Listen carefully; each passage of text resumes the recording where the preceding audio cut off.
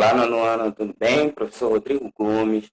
E aí a gente vai para a nossa aula número 4 de História, falar sobre a Guerra Fria, a continuação da Guerra Fria, né? Como foi, o que aconteceu, o que foi a corrida armamentista, o que foi o Muro de Berlim, qual a importância, que simbologia tem em torno desse muro, a corrida espacial, né, a disputa por influências entre Estados Unidos e União Soviética.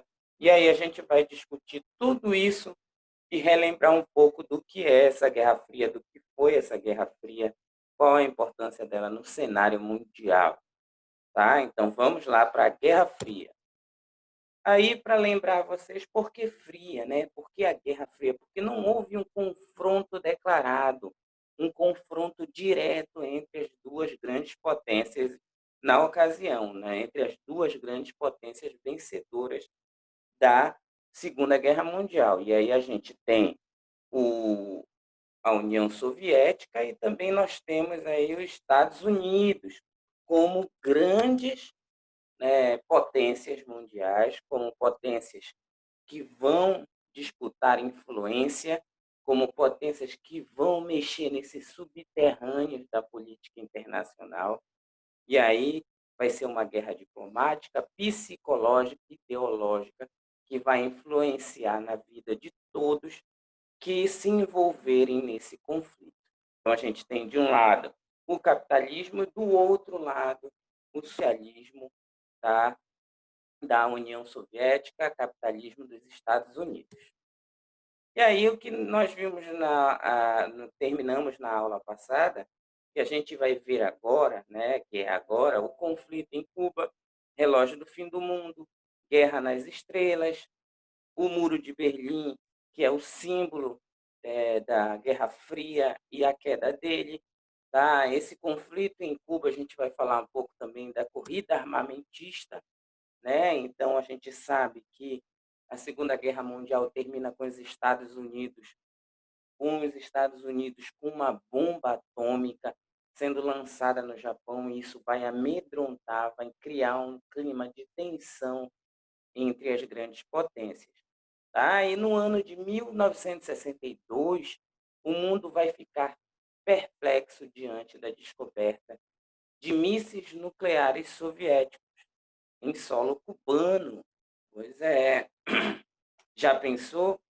Mísseis apontados para os Estados Unidos. Cuba é uma ilha próxima aos Estados Unidos, que fica ali no Oceano Atlântico, que fica aqui na América Central.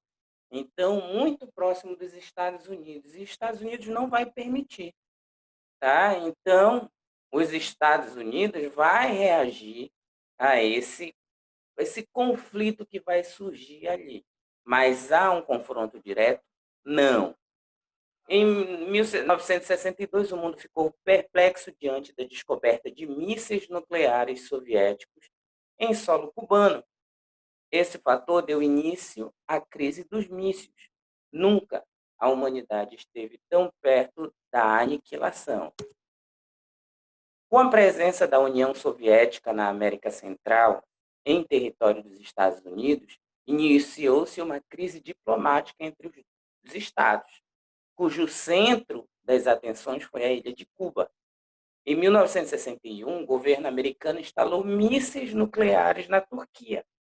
E aí, em 62, a União Soviética também vai reagir e construir instalações em Cuba para abrigar os mísseis nucleares da União Soviética, preparadas para responder qualquer possível ataque dos Estados Unidos a Cuba ou até mesmo a União Soviética.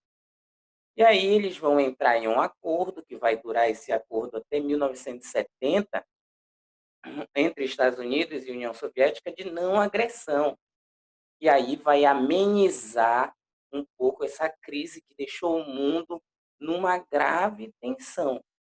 Tá? Numa grave tensão ideológica, política, o mundo todo estava de olho no que poderia acontecer ali em 1962. Tá? E aí os cientistas criam o relógio do fim do mundo. esse relógio do fim do mundo nada mais é do que algo imaginário, né? Mas aí o relógio do fim do mundo representa as ameaças à humanidade. E o mundo, uma nota no G1, do dia 3 de janeiro de 2020, tá? Essa nota diz assim: o mundo está mais perto do que nunca do fim, indica relógio do apocalipse. Cientistas mencionam a Amazônia. Faltam 100 segundos para meia-noite, em relógio simbólico criado há 73 anos em plena Guerra Fria. Além do risco de conflito nuclear, cientistas mencionam mudanças climáticas e citam o Brasil. A falta de cuidado com a Amazônia, as queimadas na Amazônia, não é? Então, tudo isso influencia no estudo dos cientistas, até que revelam aí, através do relógio do fim do mundo, um apocalipse, né? Ou seja, o fim da humanidade, a destruição do mundo por causa da ação do homem, tá? Então, o relógio do fim do mundo, o relógio do apocalipse é apenas algo simbólico, mas os registros são reais, tá bom?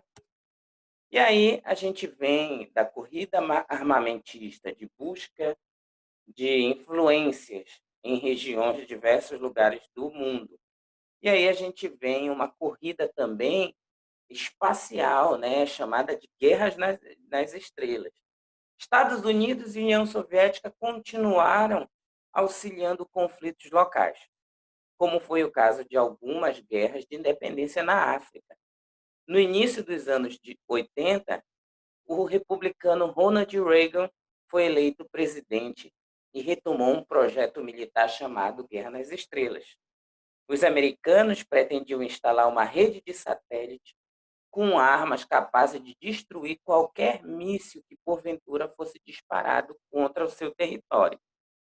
Então, mandar satélites e aí vai monitorar, mas não capaz de destruir. Eles conseguiram mandar satélites e aí a gente pode pesquisar algumas coisas que aconteceram. E aí eu tenho algumas sobre a corrida espacial. A gente tem aí 1957, a União Soviética manda o primeiro satélite artificial para o espaço. Tinha mais ou menos o tamanho de uma bola de basquete e era chamado de Sputnik. E também, no mesmo ano, ele vai mandar o primeiro ser vivo à Laika. Em 1958, os Estados Unidos, para não ficar atrás, ele manda a expedição Explorer 1. Tá? E em 61, a União Soviética manda o primeiro homem para o espaço, que é o Yuri Gagarin. Em 1969, os Estados Unidos mandam o homem pela primeira vez à Lua. Então aí a gente já percebe que tem uma disputa, uma corrida espacial que vai influenciar na construção de armas, na elaboração de armas, na fabricação de armas sofisticadas, de armas nucleares, né? De combustível para mísseis, de combustível para foguetes espaciais.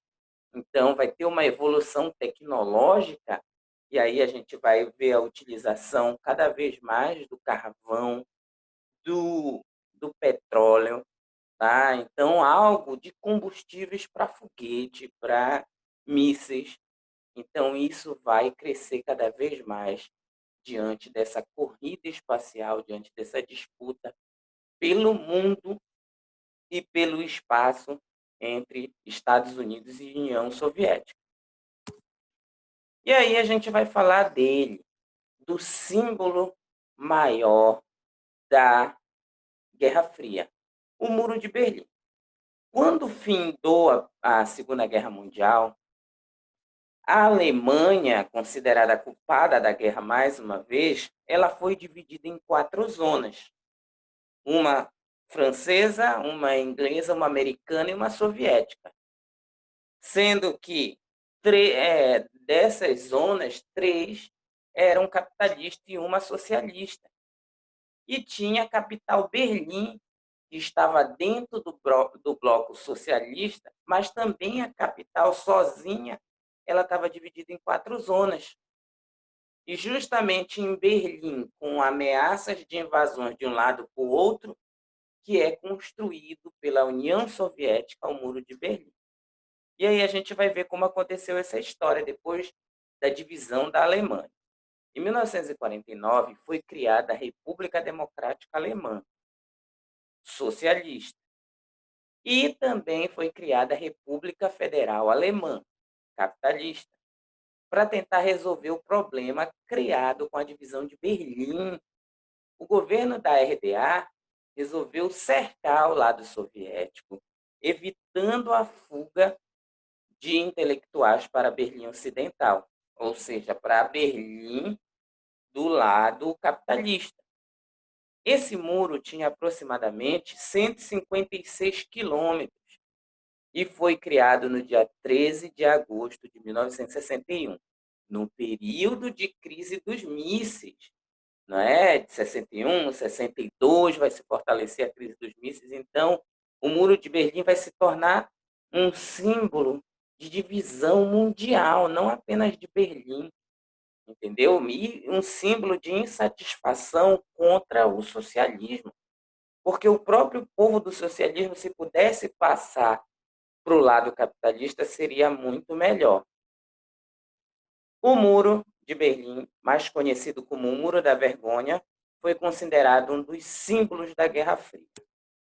E aí a gente tem aí no período de construção desse muro, né, um muro que percorria toda Berlim, e dizem que dava para ver da Lua a extensão desse muro.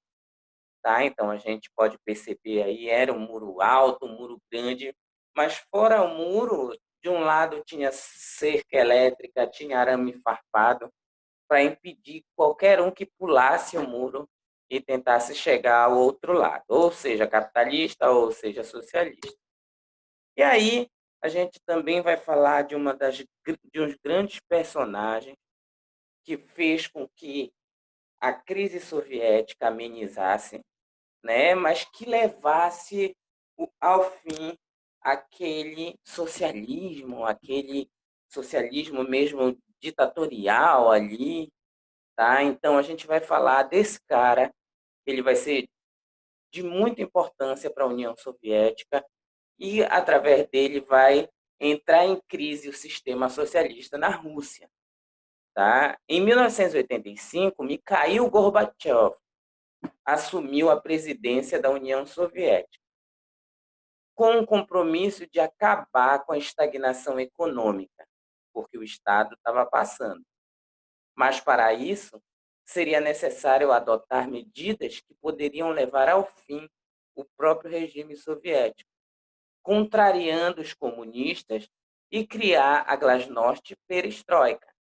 Ele contrariou os comunistas mais radicais e ele vai criar 2 medidas, 2 programas de governo para dar liberdade de expressão ao povo, tá? E a criação de partidos, que é a Glasnost, e a perestroika, que é uma reestruturação econômica e aceitando o formato de economia de mercado.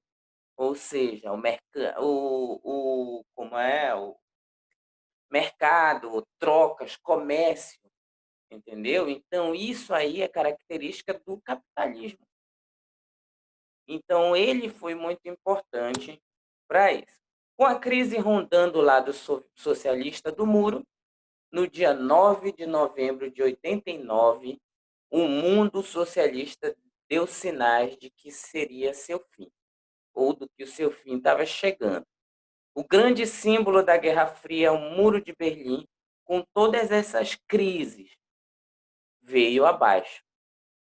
Tá? E aí a gente percebe nas imagens as manifestações, o povo comemorando, né, uma bandeira alemã ao fundo, simbolizando a união de volta, famílias se reencontrando, tá? Mãe encontrando filho, filho encontrando mãe, entendeu? Então, o mundo, Berlim, estava dividido, aos poucos, esse muro da divisão vai caindo. E, em 25 de dezembro de 1991, para pôr fim de vez à Guerra Fria, as pressões pela crise soviética, Gorbachev renuncia e chega ao fim, destroçada a União Soviética, né, sem muita influência, mas deixou resquícios no mundo todo. Temos aí Venezuela, temos Cuba, temos China, então resquícios ainda do socialismo ficaram, mas o muro da vergonha, o muro de Berlim caiu. E em 89 e 1991 chega ao fim, com a renúncia de Gorbachev, a Guerra Fria, tá?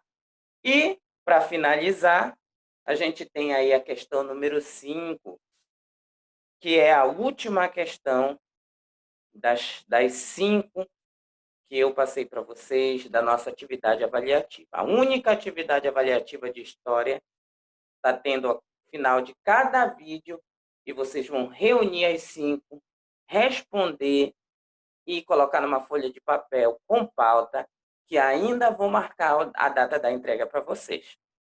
Tá? E essa questão 5 é para vocês fazerem um esquema cronológico da corrida espacial da União Soviética e dos Estados Unidos, como mostra aqui. Tá? De um lado, você vai colocar a data e o evento.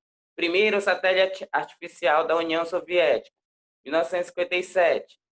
Tá? Dos Estados Unidos, 1958. A expedição Explorer primeiro, 1961, a União Soviética, entendeu? Então, coloquem um de um lado e do outro, tá? Então, façam um esquema, pesquisem e até a próxima. Boa aula para vocês. Até a próxima. Tchau.